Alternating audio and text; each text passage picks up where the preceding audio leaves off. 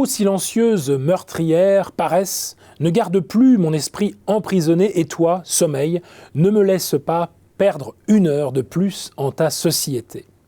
En s'exprimant ainsi sur le réveil matinal, la dame patronesse Anna Moore voulait rappeler à ses contemporains les affres de la nonchalance, du trop-plein de repos, bref, de toute forme de relâchement.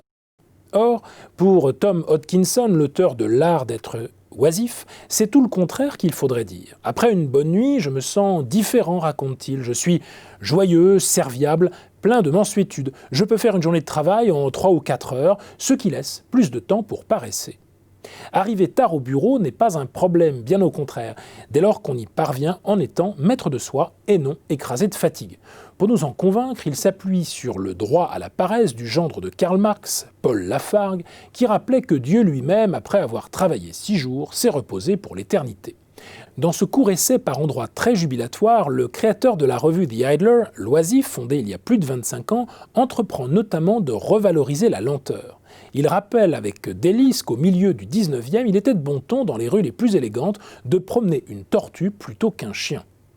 Il vient également au secours de la sieste, de l'heure du thé et de la pratique de la pêche, toutes ces choses, comme pour donner raison au célèbre économiste John Maynard Keynes dans sa lettre à nos petits-enfants, qui annonçait qu'un jour viendra où nous saurons honorer les êtres charmants qui savent prendre plaisir aux choses, les lits des champs qui ne travaillent ni ne filent. Et pour donner tort à Gordon Gekko, l'anti-héros du film Wall Street d'Oliver Stone, lorsqu'il s'exclame que « le déjeuner, c'est pour les mauviettes ». Car chez notre essayiste, joyeusement fainéant, rien ne paraît plus important que le déjeuner du midi passé à enrichir la conversation plutôt qu'à mâcher seul.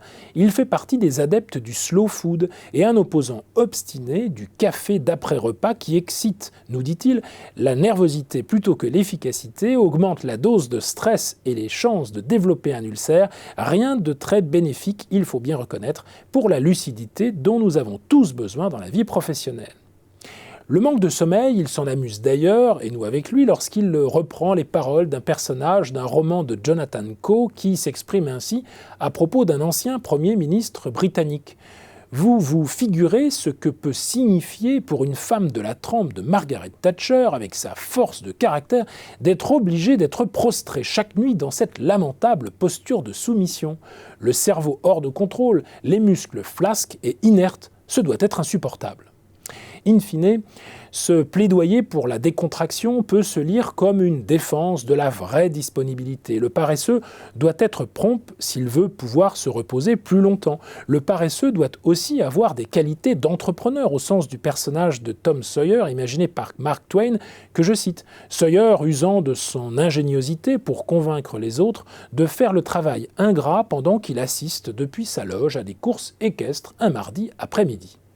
Pas sûr toutefois que cette définition corresponde bien à la figure de l'entrepreneur aventureux qui voit dans l'aventure elle-même sa propre finalité développée dans une autre vidéo. En revanche, cet éloge de la posture consistant à donner du temps au temps a le mérite de nous ramener à cette séparation classique entre l'otium, le temps de la contemplation et du loisir, et le negotium, l'activité de commerce. Les philosophes stoïciens ne s'y étaient pas trompés. Selon eux, il était important de faire subsister l'un et l'autre. Le maintien de l'otium, ce qui n'a pas de prix, mêlé avec le negotium, qui assure la subsistance de chacun, voilà qui formait chez le philosophe Sénèque un mélange essentiel et fondateur de la vie du sage, avec toutefois cette précaution importante formulée à l'attention du oisif.